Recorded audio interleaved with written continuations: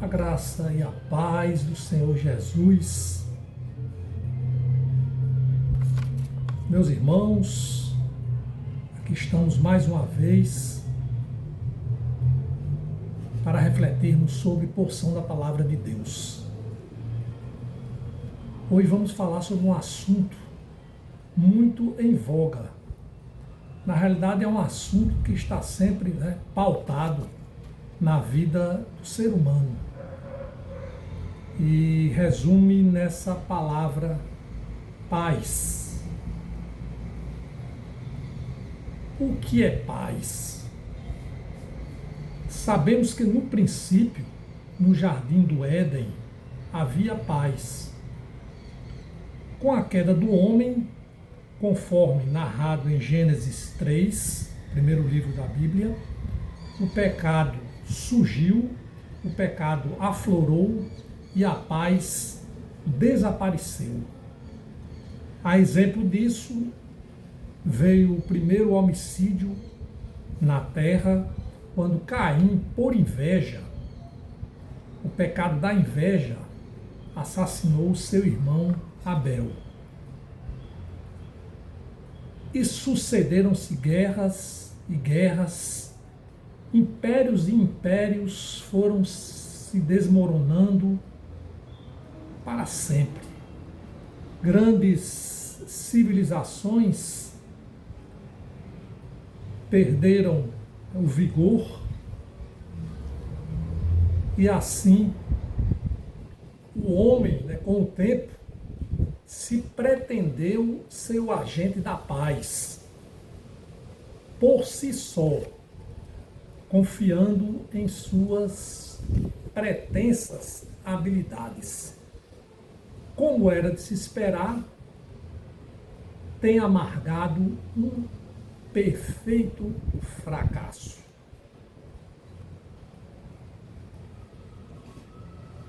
Apesar das experiências nefastas, com todas as guerras, o homem não aprendeu e tudo permanece como está. Na verdade, cada vez mais o homem se entregando aos seus desejos e suas ambições, cada vez mais se afastando de Deus e, claro, com isso, de acordo com a lei da semeadura, pagando o alto preço da sua incredulidade. Meus irmãos, aqui a Bíblia de Estudo Nova Almeida Atualizada, essa Bíblia aqui, em seus comentários sobre João, o Evangelho de João, capítulo 14, versículo 27, na página 1938, nos ensina. Então vamos ler aqui essa passagem dos comentários. A expressão paz, que no hebraico entendemos por shalom, tinha uma conotação muito mais rica que o equivalente em português, pois não transmitia apenas a ideia de ausência do conflito, ou de conflito e tumulto, mas também a noção de bênção concreta, especialmente em termos de um relacionamento com Deus, um relacionamento correto. Por exemplo, se nós procurarmos aqui conhecer na Bíblia, nós vamos encontrar no livro de Números, capítulo 6, versículos 24 e 26, que nós falaremos adiante, conforme o Salmo 29, 11, o livro de Ageu 2, 9, e também, como resultado, a ideia de que, entre aspas, está tudo bem na vida de alguém. Isso pode se manifestar mais claramente em meio à perseguição e tribulação. Veja também João 15, 18, 19 e João 16, 13. Então isso aqui eu citei, é o comentário na Bíblia de Estudo NAA sobre o significado de paz, né, na expressão shalom em hebraico, porque sabemos que a Bíblia no Antigo Testamento foi escrita em hebraico. Intencionamos aqui traçar um panorama bíblico sobre o significado da paz, de modo que vamos citar alguns versículos retirados de 4 livros do Antigo Testamento e de 12 livros do Novo Testamento. Peço atenção, porque não pretendemos fazer aqui uma mensagem expositiva sobre cada verso citado, que seria impossível. Como disse, trata-se de uma visão geral sobre o que a Bíblia aborda acerca da paz. Então, meus irmãos, veja bem, quem nunca ouviu falar de paz na cosmovisão bíblica, nunca ouviu falar, poderá agora, né, ter essa oportunidade, né, de conhecer junto comigo o que a palavra de Deus trata. Então vamos primeiramente citar todos esses versos, e por isso eu peço paciência. Não há como estudar a palavra de Deus, a palavra revelada, sem citá-la. Isso aí seria impossível. Então vamos começar com os 4 livros do Velho Testamento ou Antigo Testamento, e eu peço exatamente concentração sobre cada palavra divina. Começando pelo livro Números, capítulo 6, versículos 24 a 26. Vamos ler. O Senhor os abençoe e os guarde. O Senhor faça resplandecer o seu rosto sobre vocês e tenha misericórdia de vocês. O Senhor sobre vocês levante o seu rosto e lhes dê a paz. Veja que a paz aparece aqui na última frase. É uma paz, né, que vem do Senhor. Agora os Salmos 4, 8. Em paz me deito e logo pego no sono, porque só tu, Senhor, me fazes repousar seguro. Veja que frase maravilhosa, dizendo que o salmista dizendo que ele deita em paz e logo dorme. Mas por quê? Porque é o Senhor e somente o Senhor que o faz repousar seguro. Essa é uma indagação que nós podemos fazer a nós mesmos. Será que não dormimos porque não cremos no poder de Deus? Será que nós confiamos, né, o nosso sono, o nosso bendito sono, a nós mesmos, às coisas do mundo, às coisas que estão por aí, e aí não temos como simplesmente deitar e dormir, porque não nos sentimos seguros? E claro que não nos sentiremos seguros se nós não tivermos, né, o Senhor, somente o Senhor, diz o salmista. Pensemos nisso, irmãos. Outros salmos, o 34, no verso 14, diz: afasta-se do mal, pratique o bem, procure a paz e empenhe-se por alcançá-la. O que é que nos chama a atenção? É que devemos procurar a paz. Não esperar que a paz venha, né, e caia do céu. Nós devemos procurar a paz. Ou seja, o crente, né, numa situação proativa de procurar a paz. Mas para procurar a paz, ele já dá uma exortação anterior. Não podemos procurar a paz se não nos afastarmos do mal. Não só nos afastarmos do mal, mas também deixar de praticar o bem. É necessário que pratiquemos o bem e nos afastemos do mal, aí sim, procuremos a paz e mais do que simplesmente procurar, dedicar-se nessa procura, ou seja, nessa busca, porque o salmista diz, né? Empenhe-se por alcançá-la. Empenhe-se por alcançá-la.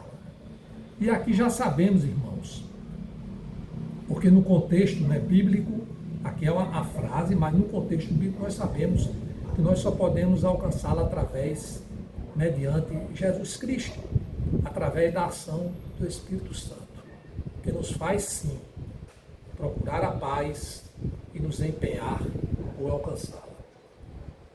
Outros salmos, o mais longo da Bíblia, Salmo 119, no verso 165, traz-nos a lição: grande paz tem os que amam a tua lei. Não é uma paz, é a grande paz, os que amam a tua lei. Para eles, para esses que são crentes, né, subtende-se aí que quem é crente ama a lei de Deus, ama os mandamentos de Deus. Para eles não há nada que os faça tropeçar. Incrível isso, não é? Não há nada que os faça tropeçar. Agora o livro do profeta Isaías, nós vamos fazer aqui 1, 2, 3 citações, 4 citações na realidade. São 4 citações importantíssimas, porque o profeta Isaías é um dos que melhor, né, aborda sobre a paz. Então vamos ver Isaías 9, verso 6, diz assim: porque um menino nos nasceu, um filho se nos deu, o governo está sobre os seus ombros, o seu nome será Maravilhoso Conselheiro, Deus Forte, Pai da Eternidade, Príncipe da Paz. O mesmo livro de Isaías, no capítulo 26, verso 3, diz assim: tu, Senhor, conservarás em perfeita paz aquele cujo propósito é firme, porque ele confia em ti. Então não existe paz sem confiança em Deus. Na verdade, a confiança vem de Deus e nos traz a paz. O profeta Isaías, ainda no capítulo 52, 7, diz o seguinte: quão formosos são sobre os montes os pés do que anuncia boas novas, que faz ouvir a paz, que anuncia coisas boas, que faz ouvir a salvação, que diz a Sião: o seu Deus reina. Então, faz ouvir a paz, é o evangelho pregado. Anuncia, né, o evangelho, as boas novas, e que faz ouvir a salvação, porque o evangelho da salvação é o evangelho da paz. O seu Deus reina.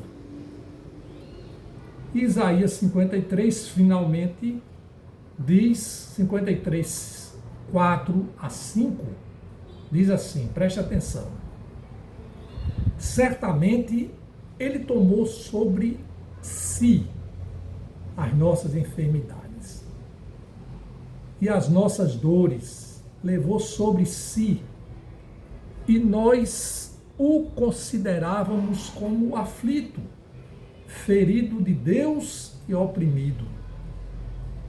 Veja que aqui o profeta Isaías, 750 anos antes de Cristo, na realidade, o que nós vemos aqui é que ele aponta para Jesus. Está falando exatamente de Jesus Cristo. Certamente ele tomou sobre si as nossas enfermidades e as nossas dores, levou sobre si, e nós o considerávamos como aflito, ferido de Deus e oprimido. A gente sabe que ali estava sendo cumprido o plano da redenção. Continua o profeta: mas ele foi traspassado por causa das nossas transgressões e esmagado por causa das nossas iniquidades. O castigo que nos traz a paz, estamos falando de paz, estava sobre ele. Pelas suas feridas fomos sarados. Sem dúvida, essa frase, o castigo que nos traz a paz, é uma das frases mais importantes, vamos assim dizer. Todas são, né? Mas é uma palavra que nos toca em muito, porque a paz que nós temos hoje, na realidade, a paz que nós teremos pela eternidade, foi em decorrência do castigo que Jesus levou na cruz por nossos pecados. Então é muito importante nós sabermos e termos, né, a grata compreensão sobre isso. Encerrando o Antigo Testamento, falando sobre paz, o profeta agora Jeremias, no capítulo 29, 7, ele diz o seguinte: procurem a paz da cidade para onde eu os deportei e orem por ela ao Senhor, porque na sua paz vocês terão paz. Aqui a gente sabe que é uma exortação quando houve o exílio para a Babilônia, do povo dos judeus, do povo de Deus, a essa exortação, determinando que os que ali se encontravam, né, no exílio, procurassem a paz da cidade, ou seja, onde eles estavam deportados. Mas para isso era necessário, né, que orassem, né, pela paz, por ela. A quem? Ao Senhor. Porque na sua paz vocês terão paz. Então veja que há uma exortação e oração ao Senhor para que aquelas pessoas que viviam agora no cativeiro, em outra cidade, longe dos seus lugares, né, da sua pátria, que era habitual, pudessem suportar, não esmorecer, o povo não esmorecer, e sim, por causa de Deus, pudessem viver, porque havia a promessa de que haveria libertação em 70 anos. Aleluia. Agora vamos ao Novo Testamento. São 12 livros, são citações rápidas. Mateus 5,9. Bem-aventurados pacificadores, falando de paz, porque serão chamados filhos de Deus. João 16,33. Falar essas coisas para que em mim vocês tenham paz. No mundo vocês passam por aflições, mas tenham coragem. Em outras versões falam, tenham bom ânimo. Eu venci o mundo. Aqui é exatamente Jesus mostrando que neste mundo, né, existem aflições, mas tenham paz nele. Tenham paz nele.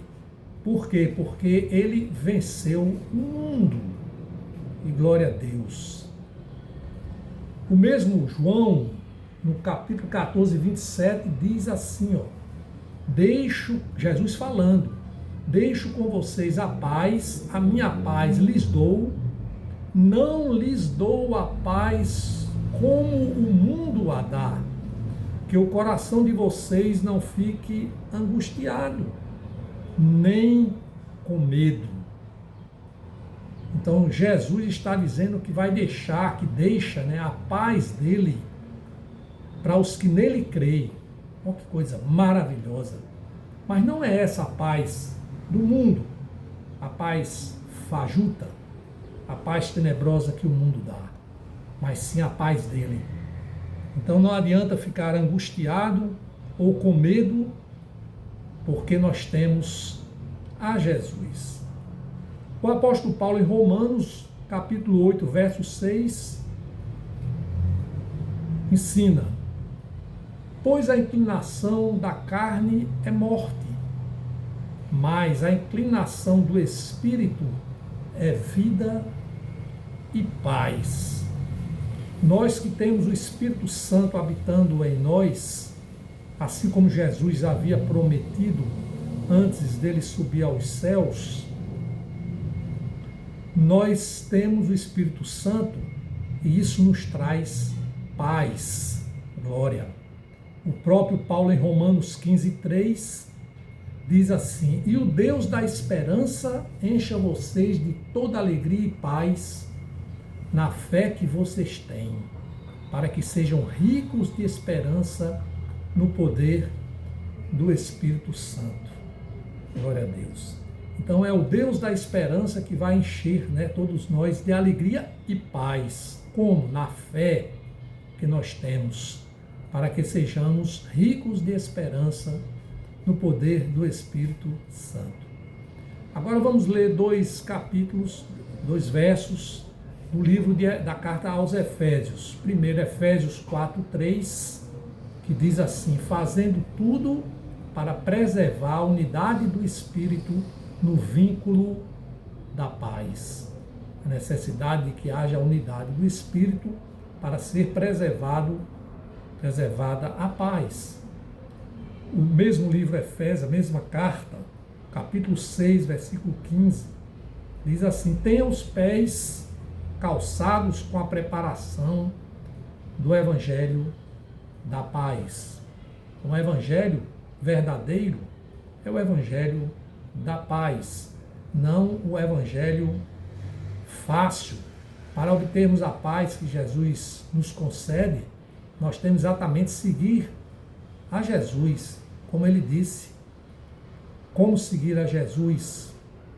Levando a nossa cruz, renunciando ao nosso si mesmo, ou seja, renunciando àquilo que nós entendemos que é bom e é maravilhoso, mas na realidade obedecendo a Cristo, reverentemente nos dobrando com humildade completa a Deus. É nesse sentido, os pés calçados com a preparação do Evangelho da Paz. Precisamos nos municiarmos exatamente do que Jesus nos ensinou, ou nos ensina. O mesmo apóstolo Paulo, na carta aos Gálatas, capítulo 5, versículo 22, diz ele: mas o fruto do Espírito é. Então aqui Paulo, ele descreve os elementos, o fruto do Espírito. Então ele fala dos 9 elementos: amor, alegria, paz, longanimidade, ou seja, paciência, longo-ânimos, paciência, benignidade, bondade, fidelidade, mansidão e domínio próprio. Contra essas coisas não há lei, porque isso vem do Espírito Santo. E glória a Deus. Agora o apóstolo Paulo faz, na sua carta aos Filipenses, faz essa exortação. Não fiquem preocupados com coisa alguma, mas em tudo sejam conhecidos diante de Deus os pedidos de vocês, pela oração, pela súplica, com ações de graças.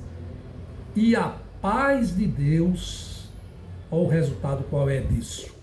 Não ficarmos preocupados, e diante de Deus, quando realizarmos os nossos pedidos, façamos pela oração, pela súplica, com ações de graça, já grato a Deus, porque nós sabemos que pela vontade dele, boa, perfeita e agradável, ele poderá nos atender. E a paz de Deus, que excede todo o entendimento, guardará o coração e a mente de vocês em Cristo Jesus. A paz de Deus. Na mesma carta aos Filipenses, no mesmo capítulo 4, agora no verso 9, o apóstolo Paulo diz: o que também aprenderam, receberam e ouviram de mim, e o que viram em mim, isso ponham em prática.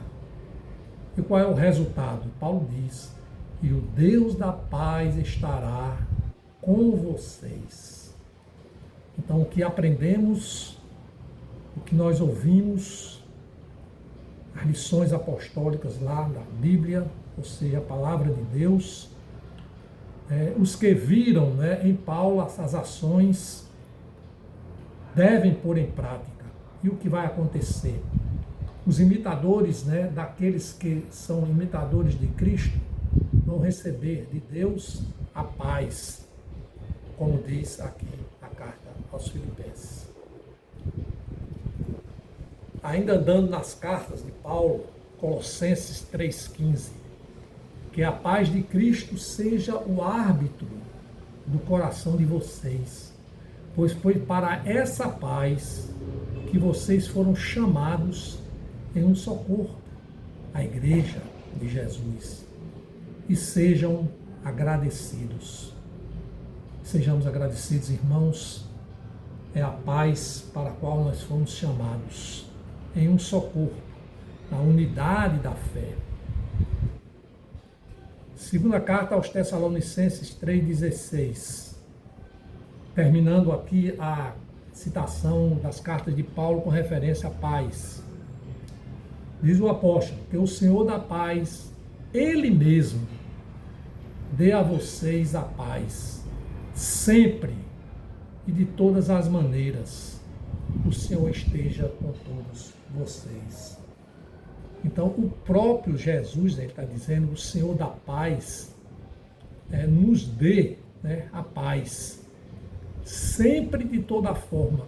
Muitas vezes nós não entendemos qual é a paz de Jesus. Nós que somos crentes, nós temos que entender que pouco importam as circunstâncias, mas a paz do Senhor, ela vem às vezes através de uma disciplina, através de uma provação, e nós devemos dar graças a Deus, porque nós somos protegidos e abençoados pelo Senhor, nós cremos e confiamos, porque nós somos convertidos e seguidores de Jesus.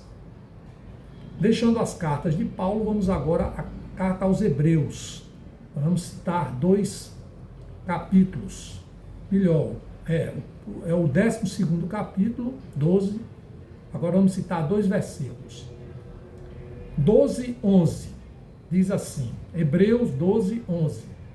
Na verdade, toda disciplina, ao ser aplicada, não parece ser motivo de alegria, mas de tristeza. É interessante isso, né, irmãos? Porque é isso que nós sentimos mesmo. Às vezes recebemos uma disciplina, né, do Senhor, e quando ela é aplicada, a gente não fica alegre, a gente fica triste.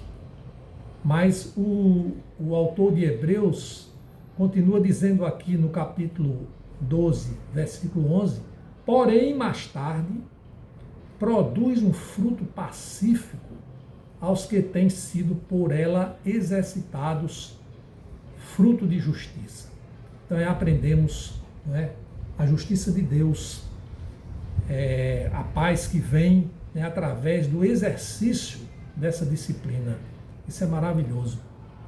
O Hebreus, ainda a carta aos Hebreus 12:14, diz assim, procurem viver em paz com todos e busquem a santificação, sem a qual ninguém verá o Senhor.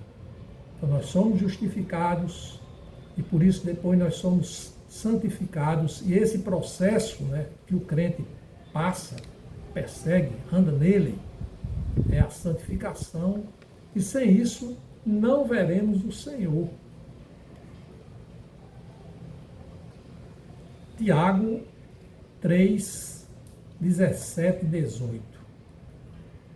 Mas a sabedoria lá do alto é primeiramente pura, depois é pacífica, gentil, amigável, cheia de misericórdia e de bons frutos, imparcial, sem fingimento. Ora, é em paz que se semeia o fruto da justiça para os que promovem a paz. Então nós precisamos da paz de Deus para semear o fruto da justiça, para poder promover a paz. É um ciclo virtuoso do amor de Deus, da misericórdia de Deus.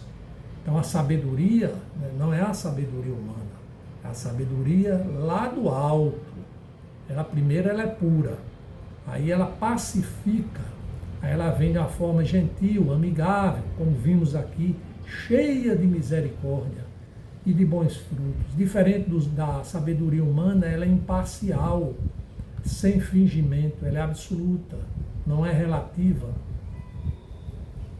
Irmãos,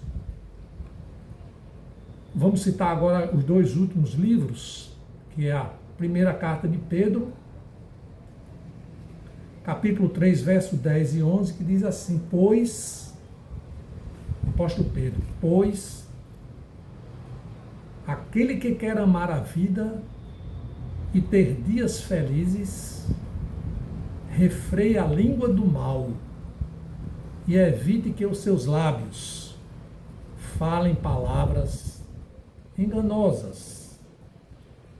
Afaste-se do mal, pratique o bem, busque a paz e empenhe-se por alcançá-la.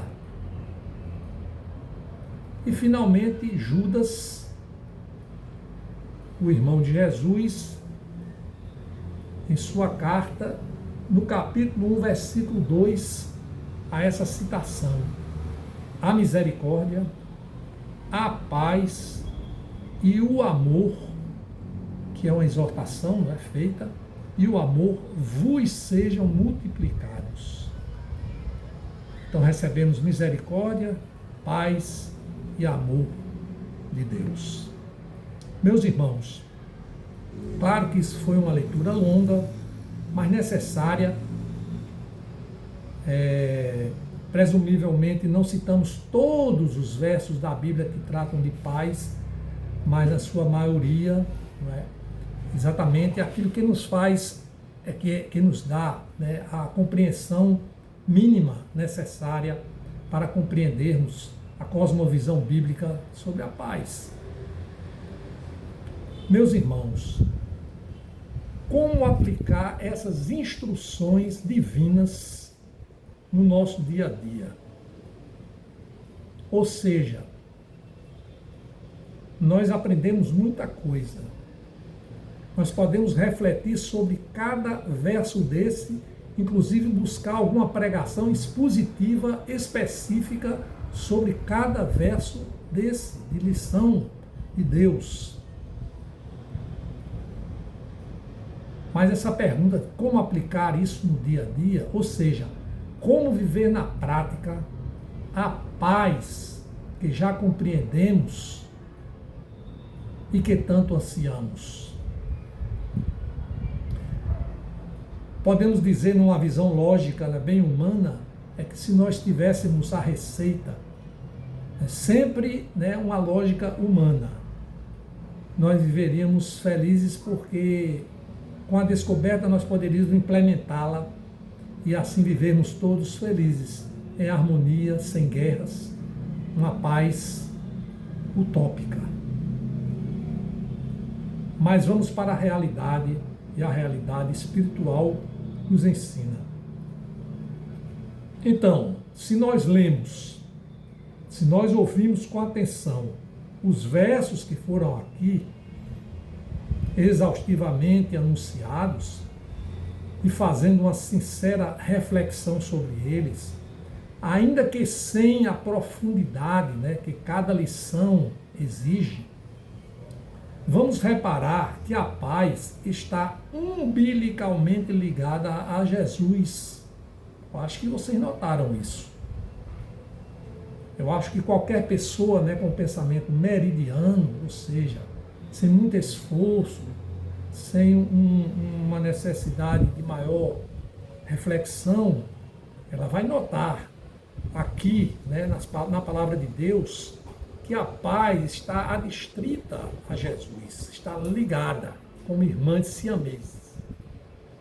Em outras palavras, não existe paz sem Jesus. Afinal, não existe vida, eu estou falando da existência aqui material, sem Jesus. Claro, para existir paz, para reclamar a paz, precisamos ter vida. como não existe vida eterna na glória de Deus sem Jesus. Por isso temos o Evangelho da salvação. Isso nos leva, irmãos, a entender que por mais esforços façamos, num desempenho assim bem sincero de atitudes e pensamentos, para ter paz na nossa existência, por meio de nós mesmos, ou de outras pessoas que nós elegemos como pessoas iluminadas, por melhores que achemos que somos, ou que essas pessoas são, jamais, preste bem atenção, jamais teremos paz genuína.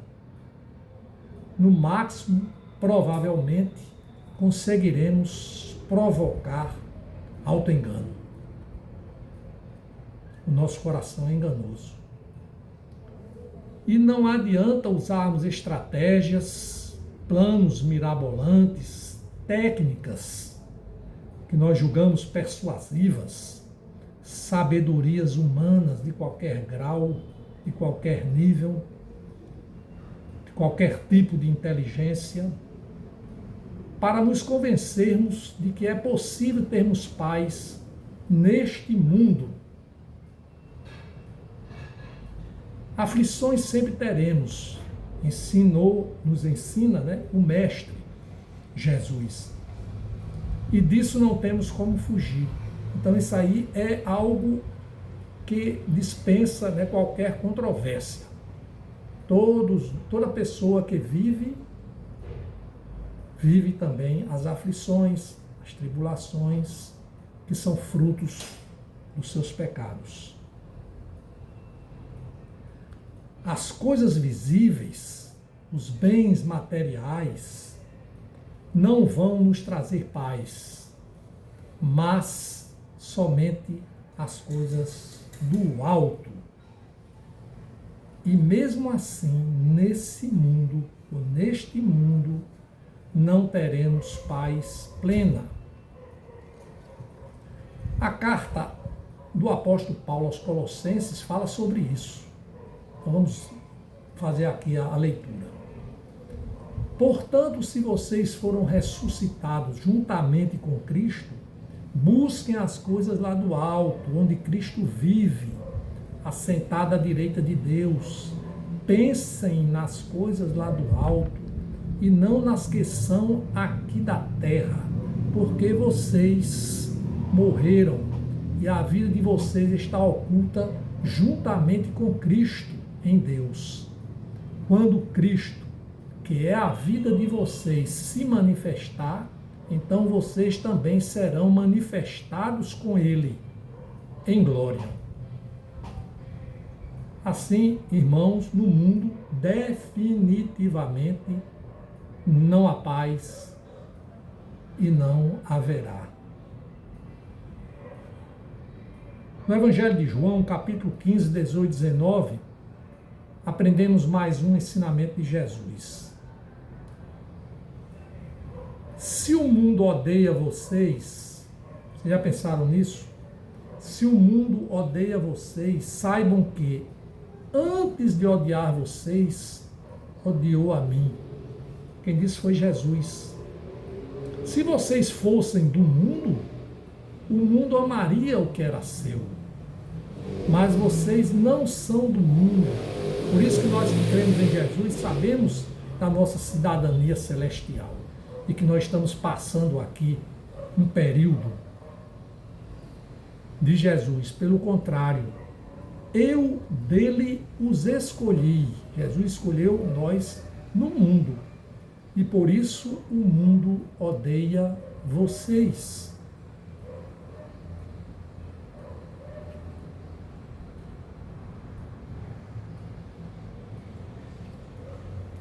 Por fim, examinemos em Mateus 10, 34 a 39, mais uma lição de Jesus sobre a paz.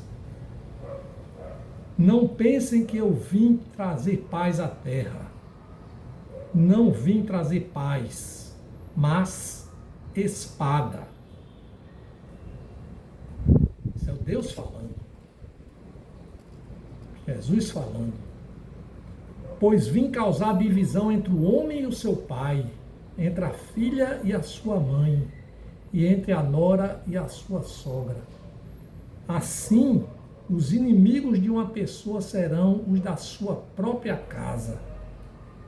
Quem ama o seu pai ou a sua mãe mais do que a mim, diz Jesus, não é digno de mim. Quem ama o seu filho ou a sua filha mais do que a mim, não é digno de mim. E quem não toma a sua cruz e vem após mim, não é digno de mim. Que lição, hein, irmãos? Como nós, e ainda conclui Jesus, quem acha a sua vida, quem achar a sua vida perderá. E quem perde a vida, não, quem acha a sua vida perderá, e quem perde a sua vida por minha causa, esse a achará. O que quer dizer Jesus a todos nós com não vim trazer paz, mas espada? Quando eu li esse versículo a primeira vez, eu fiquei assim meio estupefato e fiquei realmente muito preocupado e fiquei assim muitos dias sem entender. E com o tempo, procurando, meditando, refletindo, buscando como é a palavra de Deus. Tudo na palavra de Deus é assim. Nós aprendemos a verdadeira razão, e muitos de vocês que estão ouvindo aqui já sabem, mas outros não sabem, e essa é uma oportunidade de nós sabermos porque é que Jesus não veio trazer a paz para este mundo, mas sim espada. Jesus, na realidade, ele vem nos exortar a compreender que o Evangelho vem provocar divisões neste mundo caído. O pensamento e a prática de Jesus é uma contracultura a esse mundo, ao que esse mundo pensa, ao que esse mundo quer. Ela, a contracultura, vamos assim dizer, traz a verdade absoluta ao mundo. O mundo ele está longe da verdade absoluta. E Jesus, o Evangelho, é a verdade absoluta. Não será uma paz produto das aparências provindas do relativismo. Então as pessoas dizem, não, o que eu entendo é assim, a outra diz, não, o que eu entendo é assado. Mas é a palavra de Deus que guia o crente. Então não virá a paz como quer o mundo, não é essa paz, mas a paz de Cristo, que não se harmoniza com as trevas que são o mundo.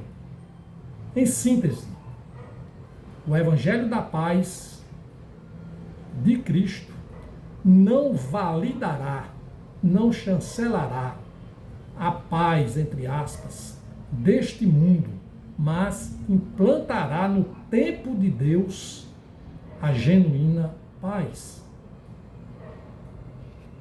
Nesse contexto, como ansiar por uma vida digna neste mundo, ainda que numa existência de paz mitigada, de uma paz muito pequena, convivendo com a realidade de um mundo perverso, um mundo caótico, um mundo habitado por céticos, no qual todos somos pecadores.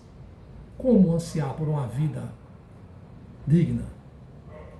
Bem, como remidos pelo sangue de Cristo, temos em nosso favor a esperança concreta na promessa de Jesus, que nos dá uma paz que não é desse mundo, graças a Deus, uma paz que excede todo o entendimento e que somente está nele.